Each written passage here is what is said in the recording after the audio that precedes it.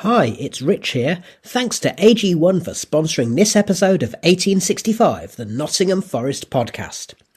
If you haven't heard, AG1 is a comprehensive and convenient blend of over 70 high-quality ingredients, and it's so easy to drink. The first thing I do when I get up in the morning is add a scoop of AG1 to some cold water, give it a shake and drink. It's as easy as that, and it's now part of my morning ritual. As the new year gets underway, I like the fact that AG1 is one of the easiest things I can do for my health. AG1 contains vitamins and nutrients to support my immune system and key minerals and natural ingredients to help me maintain my energy levels and focus. As AG1 is a more-in-one supplement, it's so much simpler than stocking up on lots of different types of vitamins and supplements, and a really easy way to support a healthier lifestyle, especially as we're coming out of the gluttony of Christmas. 1 scoop of AG1 per day supports energy, digestive regularity, immune defence and a healthy mood, so I'll be ready to take on whatever 2025 has in store for me. Looking to give AG1 a shot? Subscribe now and get a free bottle of vitamin D and 5 free AG1 travel packs with your first subscription. Go to drinkag1.com/1865 and get started today. That's drinkag1.com/1865. Behind those cozy nights at home, thousands of employees at BP go to work every day. People producing more U.S. natural gas. People building grid-scale solar capacity. People turning landfill waste gas into pipeline-quality renewable natural gas. And people delivering all of that power where it's needed. They're part of the more than 300,000 jobs BP supports across the country. Learn more at bp.com/investing in America. When you're part of a military family, you understand sacrifice and support. So at American Public University, we honor your dedication by extending our military tuition savings to your extended family. Parents, spouses, legal partners, siblings, and dependents all qualify for APU's preferred military rate of just $250 per credit hour for undergraduate and master's level programs. American Public University. Value for the whole family. Learn more at apu.apus.edu/military. Hi, it's Rich here. Thanks to AG1 for sponsoring this episode of 1865, the Nottingham Forest Podcast. If you haven't heard, AG1 is a comprehensive and convenient blend of over 70 high-quality ingredients, and it's so easy to drink. The first thing I do when I get up in the morning is add a scoop of AG1 to some cold water, give it a shake and drink. It's as easy as that, and it's now part of my morning ritual. As the new year gets underway, I like the fact that AG1 is one of the easiest things I can do for my health. AG1 contains vitamins and nutrients to support my immune system and key minerals and natural ingredients to help me maintain my energy levels and focus. As AG1 is a more-in-one supplement, it's so much simpler than stocking up on lots of different types of vitamins and supplements, and a really easy way to support a healthier lifestyle, especially as we're coming out of the gluttony of Christmas. 1 scoop of AG1 per day supports energy, digestive regularity, immune defence and a healthy mood, so I'll be ready to take on whatever 2025 has in store for me. Looking to give AG1 a shot? Subscribe now and get a free bottle of vitamin D and 5 free AG1 travel packs with your first subscription. Go to drinkag1.com/1865 and get started today. That's drinkag1.com/1865.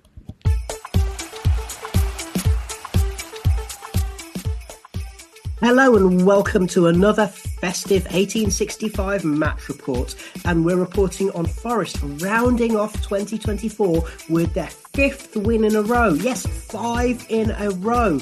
Who'd have thought that? And at the time that we're recording this, which is the evening that Forest have beaten Everton away at Goodison, Forest are second in the table. Yes, second in the Premier League table.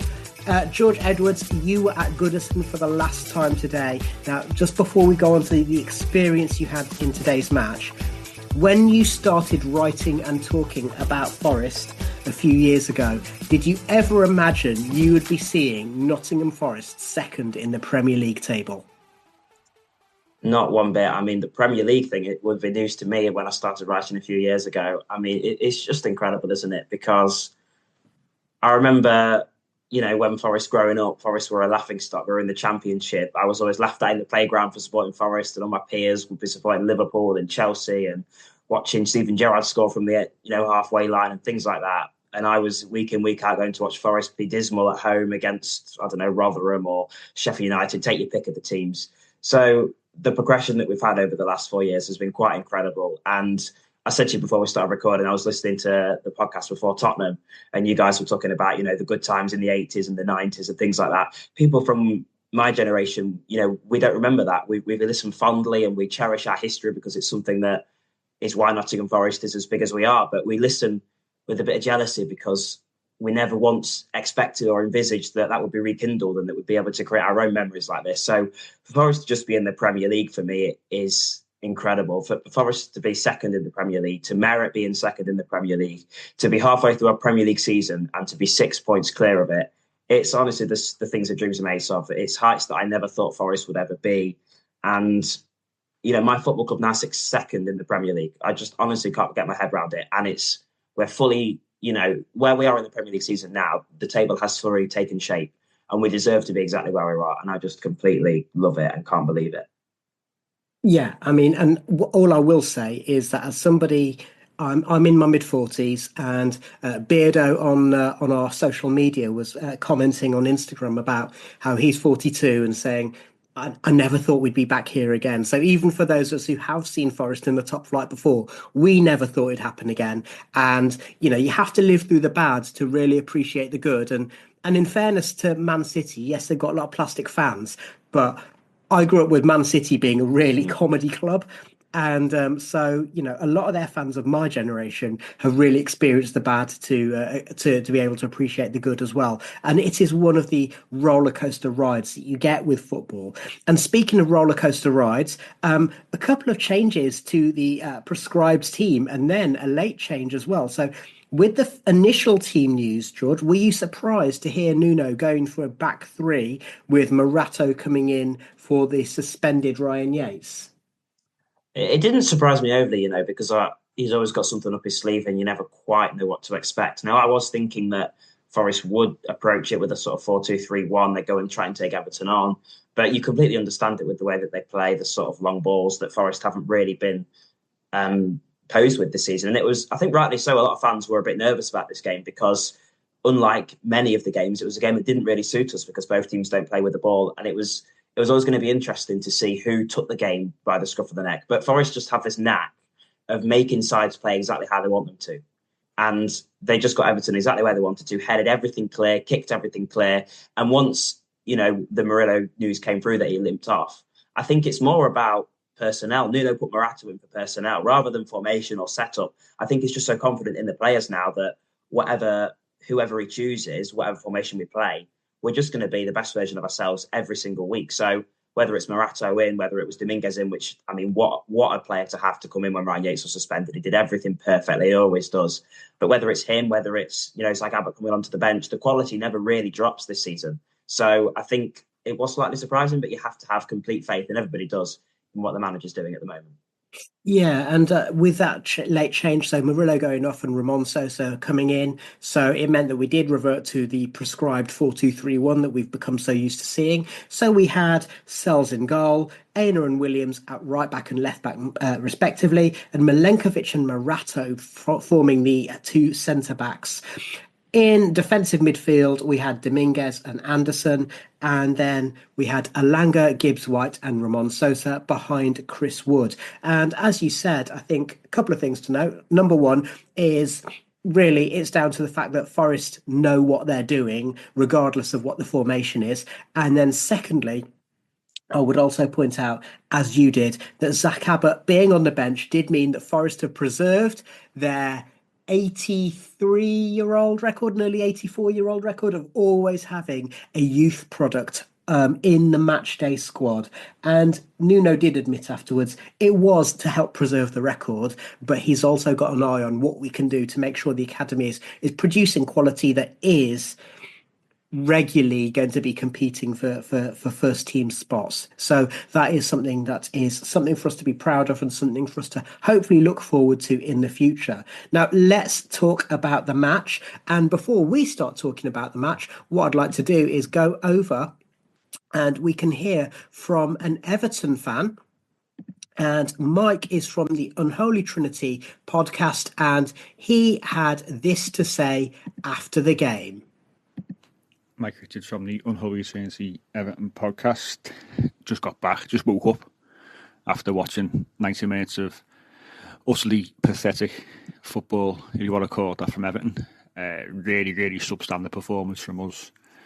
2 gifts for yourselves. Obviously, the first goal, very well taken at the top end of the pitch, but yet again, Everton are the creators of their own downfall. The second goal was just what we've become accustomed to at times, especially at the start of this season, with silly mistakes getting punished at a time when we were on top and looking to get back in the game. And you've always got a chance when you're only 1-0 down, but once it went to 2-0, that was game over. As a fan base, we sort of know that.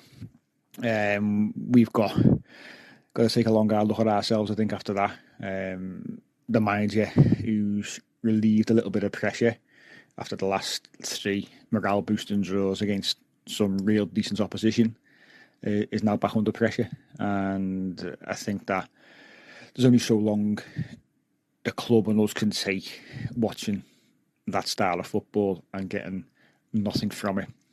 You'll know yourselves by watching the game how poor we were in the final third, and the fact that we had, I think, 2 shots on target. One was a really comfortable save from Dominic Calvert-Lewin from a header late on, and also Beto with a bit of a flick header, which the goalkeeper just parried away. Wasn't difficult. And that's what we've become. You know, we're not creating many chances. We're not putting the opposition on the back foot, and it's what we saw again today. So from our perspective, it certainly wasn't good enough. Played into your hands, you know, aside they were good on the counter. We allowed you to punish us a couple of times, and you could have really scored more. You look at the saves that Pickford made late on, when I think it was Elanga went through 1-on-1, and also from the shot that Pickford parried, he had to make a couple more saves as well. So, you know, it's a performance that we'll look to put to the back of our mind as quickly as we can and try and forget about it. But it's still, as much as you're on a good run of form and you are where you are in the table, for ourselves, simply not good enough. Best luck for the rest of the season, and hopefully when we come to your place, we play a little better quality of football. Thank you very much, Mike. George, it sounds as though that was a little bit cathartic for Mike there. Sounds like he had a lot to get off his chest. Now, what's interesting now, of course, is that we're talking there about how impressed we were with Forest, and then Mike's talking about how unimpressed he was with Everton. And Sean Dyche did basically say that the team didn't do the things that he hoped they would, and that's why they were so insipid going forward. It's worth pointing out that Everton did create what was the first sort of half chance when Iliman Ndiaye kind of had a bit of a run, got past Milenković, had a bit of a run, and then shot basically into row Z. Forest had a couple of efforts through Chris Wood. Again, pretty wayward, a shot from distance and a header that went wide. And at that stage, you know, it was pretty clear that I don't think the goalkeepers were going to be massively busy in the game. But it didn't take long. It was only on 15 minutes for Forest to take the lead. And I know it was as far away in the ground from where you were sitting as it was possible to be. But please, please, please talk me through what your experience was, what you saw, and how you enjoyed it. Yeah, I enjoyed it, certainly was the word. It actually felt longer than 15 minutes, the opening, because I think it was quite frustrating for both sides, because they were both trying to adjust to this sort of situation that both sides weren't really used to. And I think the Everton fan was talking there. I don't think it was as much of a dissimilar performance to what they put in against us last season. There wasn't really a difference to that. The difference was Forest were good enough to play against that, hold their own and beat them. And obviously, after that game, it all turned into the VAR thing. But walking away from that game, I wasn't necessarily thinking about those Ashley Young penalty claims. I was thinking about how disappointed I was that Forest didn't create any chances to be that very, very poor Everton side who managed to concede goals to them. Whereas this season, we're coming away feeling the complete polar opposite, because we haven't been anything special, but we've managed to create chances. And I mean, what a fantastic goal that opening goal is, right? I mean, it was the first real chance we'd had an opening like that. We win the ball back in midfield. It comes to Gibbs-White, and it's a brilliant ball forward from him. You know, Wood and Elanga are off the sprinting, and you know, often particularly Wood has started coming short in that instance, but he gambles. Him and Elanga both gamble. Brilliant ball up to him. And then it was a difficult chance because Everton was sort of 3-on-2. It looked reasonably comfortable with them, especially for a ball in the air. You'd think, you know, Branthwaite and Tarkowski had cleaned that up. But it drops towards, excellent death header towards Elanga. Then Elanga, somebody who out of form can be so rash in that situation, might have panicked or rushed or done something, you know, at the minute, you can just see the confidence flowing through him. And it was clear to see throughout the match, you know, 80 minutes, he's still harrying and pressing Pickford when he could be sitting back and trying to absorb the lead. So his cushion back to Chris Wood was fantastic. And then, you know, Jordan Pickford is a goalkeeper that likes to advance. He likes to make himself known. But Chris Wood just knew exactly what to do, exactly the finish to take that chance, and lofted it perfectly over him. It's one of them that always, especially when you're far away from it, goes in slow motion. But as soon as it lofted over his head, you just knew it was going to drop exactly to him. And it was like that. It reminded me of the goal he scored. I know it was with his head, but against Leicester, was it his second goal against Leicester? Yeah. The long ball from Sells. And also the goal he scored at home against Palace last season as well, where it was the flicked back header over Dean Henderson. Mm-hmm. Just his awareness, wasn't it? Yeah. Yeah, that's the thing about it. When he's in that penalty area, when the ball's in front of him, he's so assured of himself and knows exactly what he's going to do. Like, you think back to that Newcastle game when he scored that, you know, messy goal where he cuts onto his left foot, chops it across goal. He gets into that position and he knows exactly what he's going to do. And 9 times out of 10, he'll get it on target. And, you know, he's such a clinical striker. And yeah, it was a brilliant, I mean, you couldn't really see much. I was glad it was sort of down the left-hand side because I was in the lower tier. Down the right-hand side, you couldn't really see a thing. And, you know, it was magical because we know how goals against Everton don't come. You know, you look at Man City scored 1 against them. Arsenal couldn't score. Chelsea couldn't score against them. After 16 minutes, Forest had the lead at Goodison. I think everybody realised the importance of that because it meant Everton would now have to come and try and attack us. And we know how good we are at defending against that. So, yeah, it was the perfect start to a game. What a goal. What a brilliant goal that was to take a lead. And, yeah, it's just the things that dreams are made of. Yeah, absolutely. And as you said, what that meant is that Forest could basically let Everton have the ball. And I think it's fair to say, oh, by the way, I will just also add in there, it's not very often you see a 1-2 of headers. So fair play to Elanga and Wood. And watching it back on the video, now I don't think I'm crediting Chris Wood with too much, over crediting him for this. But I think when the ball came through, he had 2 choices. One is to let it run past him, turn and have a go from an acute angle. But I think he knows that when he's up against someone like Tarkowski, that's going to be a tough ask. So I think he knew, he looked, he had a glance and cushioned it to Elanga, who then cushioned it back to him. And that gained that bit of space, and I say, meant that Pickford was caught in no man's land. So, just a wonderful goal and one to add to a whole series of wonderful goals that Forest has scored this season. Yeah, and it's also, I know Gibbs-White didn't get the credit for the assist, but now we've seen him, obviously scores the goal later in the game, but we've seen him now getting these numbers, you know. He's got 3 assists now. I mean, if you include this, it's sort of 3.5. But the 2 we saw against Man United, against Villa, were sort of crosses in. The goal last week, which slipped Elanga through, was the first sort of Gibbs-White assist that you associate with him, you know, threading the ball through perfectly for Elanga, who just came onto it and swept it in first time, you know. We're starting to see that a lot more from him now, probably because Forest are finding their way in this style so easily. The chances like that come for him. But yeah, in that position on the halfway line, when we win the ball and he's got the pitch ahead of him, he's a different animal. And we're so sort of privileged to have him. And you see, wears the captain's armband and relishes it. And I just love him as a footballer. Oh, yeah, absolutely. And, the similarity, although there are different types of passes, the similarity between the assist against Spurs and the assist today was that both of those balls are perfectly weighted. He just knows how to do it. And in fact, just to skip to the end of the half, if I may, is that he also played with the outside of his foot, first time, a perfect through ball for Ramon Sosa. And on another day, that goes in. It's one of those whereby I think the winger will probably feel he should have hit the target and he hit it the wrong side of the post. Again, from your vantage point, you probably thought that was going in, didn't you? Yeah, we thought it had to go in. It would have been a brilliant time to get a goal. You know, I think Dyche's team talk at 1-0 would have been very different to 2-0 and on the brink of half time, and particularly the atmosphere as well with the Goodison crowd we know that are very quick to turn, as you probably heard from that rather angry Everton fan a few minutes ago.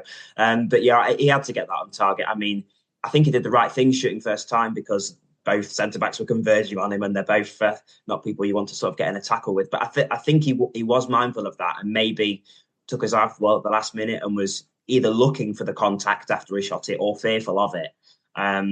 So yeah, I think that was a big chance. It wasn't a turning point in the game because Forest had reasonable control, but 2-0 would have been nice, and 1-0 at half-time with a break, it can change things. So I think Sosa coming in for his first, what I believe is his first Premier League start, I think that was the right move, actually. And I like Jota Silva, but I think his impact is much better felt off the bench, because I think he gives you so much energy and spark. But if you're trying to get a foothold in the game, because he doesn't maybe control the ball, as well as we'd like him to, and he often gets rid of it. Jota's a bit chaotic, isn't he? Yeah. So, yeah, which in a good way, and when you bring him off the bench, yeah. But from the start, I always thought Sosa was the better, stronger option, and he faded throughout the half. But that would have been the perfect way to cap off his first start. Yeah, and I think one of those, if he'd had more of a chance to, Callum Hudson-Odoi wasn't in the squad. Apparently, he's nursing a slight ankle injury after the Spurs match. So it was a good opportunity for Sosa to start. And I think if he had a few more starts under his belt, then he'd maybe have got his radar a bit better in that instance. Couple of other things I'll just want to very quickly note about the first half. One, both involve James Tarkowski. So the first one is he got a booking, and I think it was one of those where he was a little bit unlucky, but it was justified. And Everton had 4 players booked today, actually. And the other man who got booked in the first half was Jared. No, it wasn't Jared Bradford. It was Idrissa Gueye, wasn't it? Yeah. Idrissa Gueye, yeah. So Tarkowski got booked really, really early on, and I thought, that's not good for him. And then towards the end of the half, you won't have seen this yet, George, but I mean, he really should have gone. And it's one of those whereby I'm not gonna throw shade at the ref, but it's ironic because Nuno had said in the week, is like, I think refs are doing better this season, and and I'm not going to throw shade at the ref, Tony Harrington, because it's one where you can forgive the ref for not seeing it in real time. VAR can't do anything because it's a yellow rather than the red, but he got away with one then. He went through late on Chris Wood. It was crunching. It was late. He's a potential kind of injury maker. And so he got away with one. And I just found myself thinking how I did say on Instagram this morning, it was like, let's hope these aren't famous last words from Nuno. And fortunately they weren't, but just worth pointing out. No, I agree. And I will maybe go further than you, because in real time, most people around in the away end thought that was a foul. The referee did give a foul. And I think he bottles it because I think he knows if he gives the foul, he has to give a yellow card. So I think he just leaves it, tries to claim that he got the ball that was quite obvious that he didn't. And the thing is, Yates got booked against Spurs for a very similar challenge. He came from behind. And I'm pretty sure Yates won the ball in that instance. But because he came from behind, he got booked. That is almost the same situation. So I think Tony Harrington, to be fair to him, it was a soft-ish yellow on Tarkowski, but you've got to get that out of your mind as a referee. And I think he doesn't give the foul because he knows that he has to give the yellow after that. And if you look at the yellows as well, obviously we'll come into that. Everton, as you mentioned, had 4 yellow cards, including both of their centre-backs. Forest only had Willy Bolly, I think, 2 minutes after he came on. The game was never going to be pretty, but Forest relished the battle, and the yellow card count shows they won it because Everton didn't know what to do to defend against them. They resorted to things like that. And Tarkowski and Branthwaite, once they both got booked, I mean, when Awoniyi came on as well, he had them on complete strings. And I bet they were both happy that he won from the start because, he'd have been an animal against them both on the yellow card. Yeah. So let's just leave it at that for now, because at half time, it was 1-0 to Forest. Thanks to AG1 for sponsoring this episode of 1865, the Nottingham Forest podcast. If you haven't heard, AG1 is a comprehensive and convenient blend of over 70 high-quality ingredients, and it's so easy to drink. The first thing I do when I get up in the morning is add a scoop of AG1 to some cold water, give it a shake and drink. It's as easy as that, and it's now part of my morning ritual. As the new year gets underway, I like the fact that AG1 is one of the easiest things I can do for my health. AG1 contains vitamins and nutrients to support my immune system and key minerals and natural ingredients to help me maintain my energy levels and focus.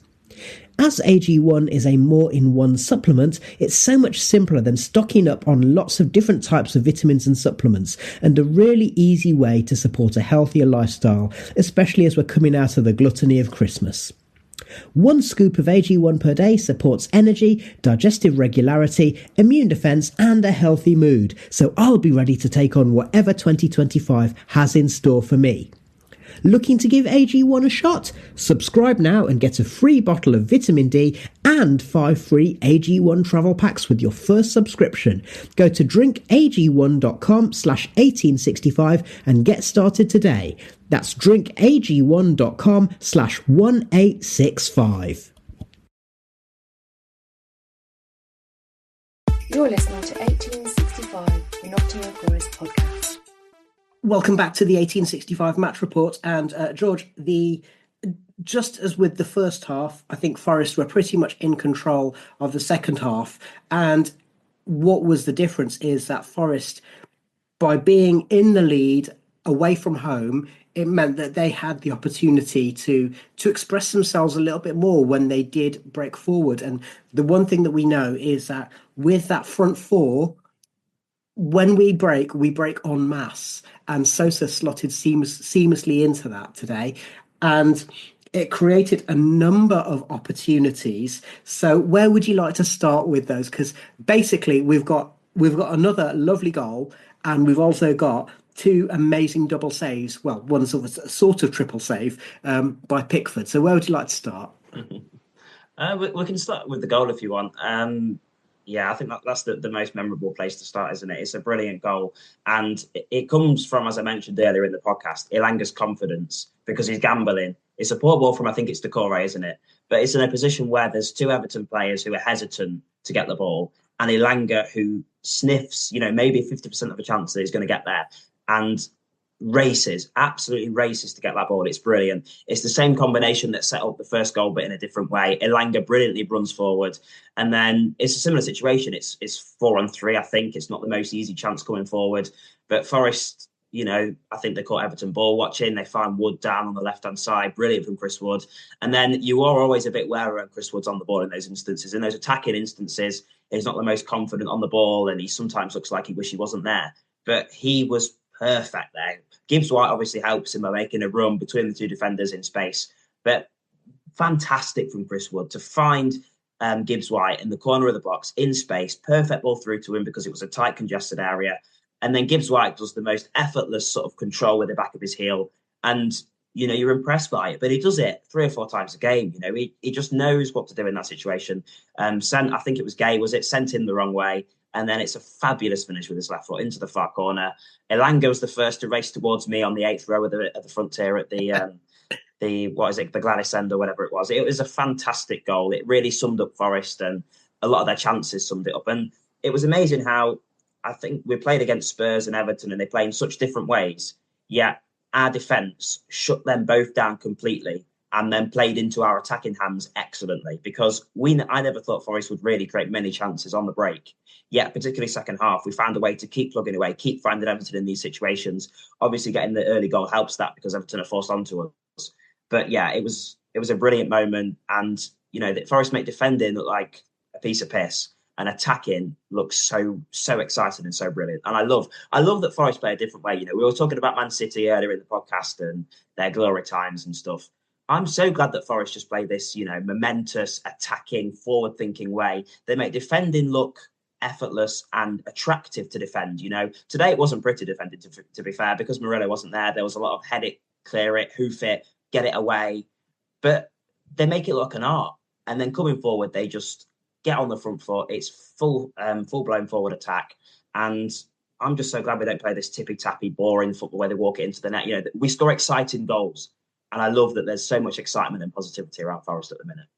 Yeah, and we were talking about that kind of level of confidence and composure in front of goal. Let's just skip forward to what Nuno had to say after the match. I thought there was a similarity for both goals, that no player rushed anything. The passes, the finish, it was calm, it was controlled. It shows players that are relaxed at the moment. Yeah, confidence. I think they are confident, the belief and the knowledge that in that moment in the final third you need some composure to finish well the actions. It was a beautiful goal. I'm delighted that Chris scored such a beautiful goal and Morgan. But we had chances. We had a lot of situations that we couldn't do better and more composure, like you said. We should have not rushed too much because we could have made more goals. I just love his smile. I know viewers, you can't see it, or listeners, you can't see it, but his smile is incredible. For if you hadn't guessed, that was Conor McNamara speaking to Nuno on Match of the Day. So some of our listeners may well have seen that by the time they hear this particular match report.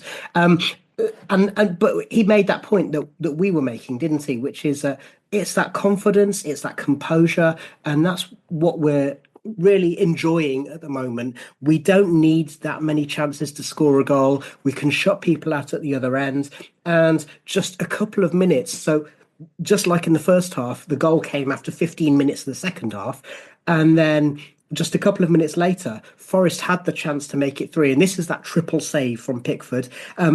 I say a sort of triple save because, let's be honest, the first shot from Ramon Sosa, yes, it was swerving slightly, but it was one that the keeper really has got to be taking. And he just spooned it out, fumbled it out. Nico Williams then had a go, and this was a much better save by Pickford to parry it out. And then it comes back to Sosa, and Pickford again steadies himself and pushes it wide of the post.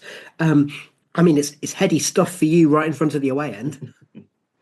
Yeah, definitely. And, Forest would have completely merited taking any of those chances if they had. But what watching Pickford made me do, he's a brilliant goalkeeper and he's England's number one, and fair enough. But he made me think, I'm so glad we've got Matt Sells in our goal, because Pickford's just chaos. I mean, you saw it for the goal that we scored. He's sprawling out, and every time he makes a save, he's shouting at his defence. I just love that we've got this guy who's cool, calm, composed, does his job when he's needed to, communicates politely to his defence, shouts when he needed. He's always alert. He got called into one save and made it brilliantly. I just love that we've got that guy in there. Pickford's a good keeper, we respect him, but he's just too chaotic. And I think having an assured presence in your goal like Sells gives you so much confidence. And he was brought in, wasn't he, after Turner? And I think fans saw it as an improvement, but maybe a sort of stopgap until we found someone better than him to take us to the next level. Well, he's done that. And a lot of players have done that, but he, I think, is the heartbeat of that. He's came in and he's really excelled under the manager, under the new style. But yeah, those chances, I think Forest were unlucky not to take one of them. I think Pickford ought to have gathered Sosa's one and then does well to recover himself. But yeah, watching him just made me think, thank goodness for Matt Sells. Yeah, and certainly with the 3 M's at the back plus Matt Sells, yes, everything seems a lot more controlled, doesn't it, for Forest? And yeah, actually, I love a bit. I quite like a chaotic goalkeeper, and I really do like Jordan Pickford. But I totally appreciate what you're saying. Not long after that, Ramon Sosa was taken off, and Big Willie came on to make it back to 3 at the back again. I'm guessing that it was that tactic that. And the fact that, Bolly was on the bench as the remaining centre-half, that meant that after Murillo pulled out, that he didn't go for Big Willie from the start. He wanted to kind of introduce him later on and shore things up. I felt it was a little bit early to be doing that. Did you? Maybe a little bit, but Forest, I think they always do it if they've got a 2-goal lead, maybe earlier than if it was a 1-goal lead. And I agreed with what he did, because obviously Murillo in the heart of a back 5 gives you a lot on the ball. We saw that at Brentford. He was fantastic against Brentford. He was spraying passes left, right and centre, stepping up to midfield. Whereas if you obviously put Bolly in there from the start, you lose that, and Forest, I think, would have struggled. I think in the first half, Anderson was often between the 2 centre-backs trying to make something happen, and Forest did struggle on the ball from the back to create things, and their goal comes from when they win it further up in the midfield, and that's how we play. So I did agree with him not doing that. I think obviously Zach Abbott maybe might be better on the ball, we don't know, but you can't chuck him into an away game at Goodison. That would have been completely harsh for him, thinking he's coming along for a sit on the bench to remain our record, and he's throwing it from the start. That would have been harsh. So yeah, I think whenever, obviously normally it's Morato, this time it's Bolly, whenever you see that centre-back stood on the sidelines ready to come on, I think it just fills you with so much confidence. There's little doubt. I think we conceded a couple of chances after that, but there's little doubt that we'll get over the line once that happens. And it's so amazing that one substitution can fill you with so much confidence. And just as a reminder, Forest have conceded precisely 1 goal while Morato's been on the pitch. Just a single goal. It's quite incredible. And that was not his fault, because Milenković should have just bashed Doku or got him out wide. And yeah, he had no standing in that. So I'm going to say there's not. Yeah, that's fair enough. I think it's also fair to say that Forest probably, to counteract my own argument, I would also say that I think Forest probably made that substitution when they did because, to be fair, they looked a bit tired afterwards towards the end of the match. And we did concede those couple of chances. So, as we've mentioned, there was 80 minutes was Everton's first effort on target. Orel Mangala had already had an effort which kind of Searles had to deal with, but it wasn't massively threatening. Calvert-Lewin had a bit of a header, which is a bit of a powder puff. And then there was that save that you mentioned from their substitute, Beto. And although it looked spectacular at the time, actually it's a pretty routine save. And then right towards the end, there was that lovely moment as well. So another counter-attack. Everton had a corner. Forest kind of broke, and Jota got the ball inside his own half, or just inside the Forest half. He tapped it onto Elanga, who just put the afterburners on, and then he had a go, tried to nutmeg Pickford. Pickford managed to repel it. It came out to Taiwo, who'd come on as a sub, and his first time effort was pushed over the bar by the Everton goalkeeper. You mentioned Taiwo as well earlier, and just like against Spurs, I found myself just thinking, especially with both of their centre-backs on a booking, just thinking, if Taiwo just does his battering around thing, then you never know what's going to happen. Mm-hmm. So although he's yet to register a goal, and to be honest, he's yet to get a clear chance, it's very enjoyable seeing him coming on and having a chance to do some of the stuff that makes him the player he is. Yeah, well, the first one, never having a chance. I mean, that penalty against Newcastle still lives rent-free in my mind, but we'll skate past that because we might have an FA Cup run. I think Tarkowski gave away a free kick about 2 minutes after he came on because there was a long ball played up, and, Chris Wood was fighting with him, but he's not Tyrese, he's not got the strength. And then there's a ball goes up, and Tarkowski's now against Chris Wood, and he's going, hang on a minute. And he concedes a free kick, and you can see him sort of remonstrating with the referee, looking a bit confused. But I think he's more confused about, who's this guy that's just came onto the pitch and has started doing that after 80 minutes? That's not taking a substitution to make you weaker. And then you look at Everton's two strikers they brought on, Beto and Calvert-Lewin, two sort of tall Everton-esque strikers. It didn't faze Forest defence at all, did it? I mean, they both had a headed chance, as we mentioned, that were reasonably comfortable for Searles to make. Apart from that, you want to know they were both on the pitch. I mean, Forest just effortlessly eased them both off the ball. And I think defensively, we've got to give credit to Nico Williams. He was fantastic. Everton got nothing in from his side. Not a single, from what I can remember, not a single ball went in from that side, particularly second half when they made a substitute on that side, didn't they? Harrison put one ball in, I think, in the first half. Second half, not a thing went past him. He's just fantastic. And to say that he, sat on the bench once we signed Moreno was almost signed to replace him. The fact he's found his way back into the side sums up everything about this Forest side, that they're not sulking, they're just fighting for the shirt. And I think he is slightly better defensively than Moreno, and especially doing it on his wrong side. I think he deserves so much credit. He was helped as well by Anderson today, because I think Anderson slotted in so well, supported him with the winger.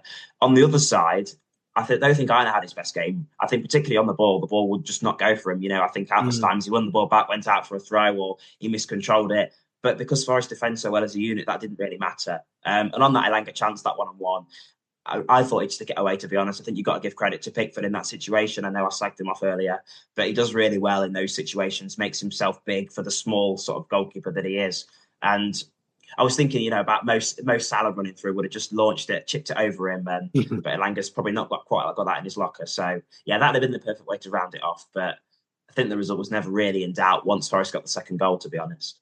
Yeah, and just like Baz and I were discussing after the Spurs match, that Spurs were very Spursy. I think Everton were very Everton-y, weren't they? Mm-hmm. And Mike's reaction that we heard at the start of the podcast probably sums that up. So it might have been disappointing for him, but it was exactly, to be honest, what we expected. And just to finish off there, George, you've mentioned some players who you were particularly impressed with today. So we've mentioned Dominguez, Morato, Williams and Elanga.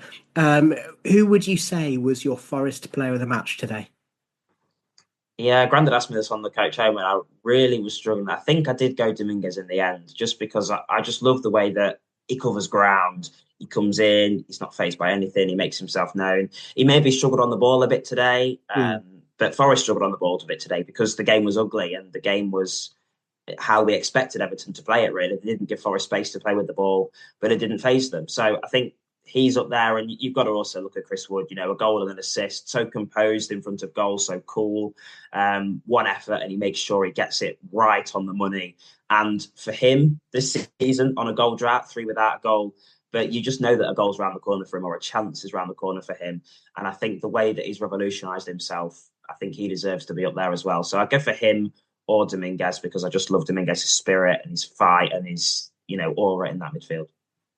Yeah, just got on with it, but did it so effectively. So thank you very much, George. And I'm glad you've really enjoyed your day out, your last day out at Goodison, barring a cup draw. And thank you very much to Mike from the Unholy Trinity Everton podcast as well. Thank you, listener, for joining us. And thank you to the 1865 Podcat on production duties today. And most of all, thank you to Nuno and the players for making this season so far, as we round off our podcasting for this year, for making it so memorable, so enjoyable, and putting Forest, at least for the time being, second in the Premier League. We've got a little gap now before the Wolves match in another week or so's time. So enjoy your New Year festivities, listeners, and we will be back to enjoy the Premier League with you very soon. Come on, you Reds.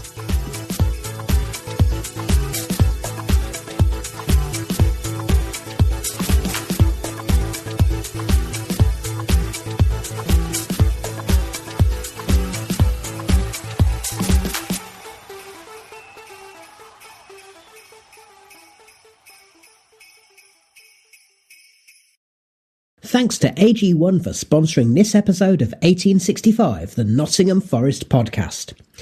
If you haven't heard, AG1 is a comprehensive and convenient blend of over 70 high-quality ingredients, and it's so easy to drink.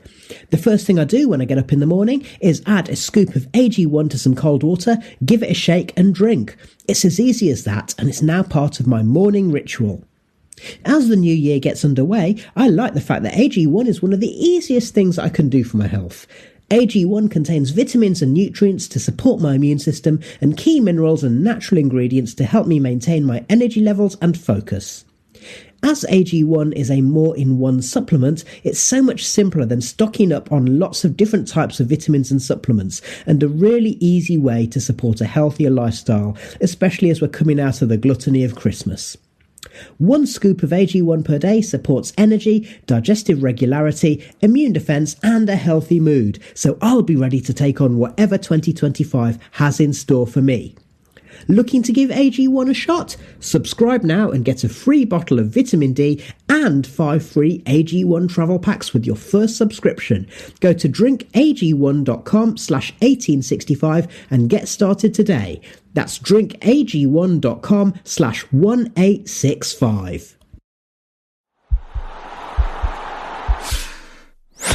This podcast is part of the Sports Social Podcast Network.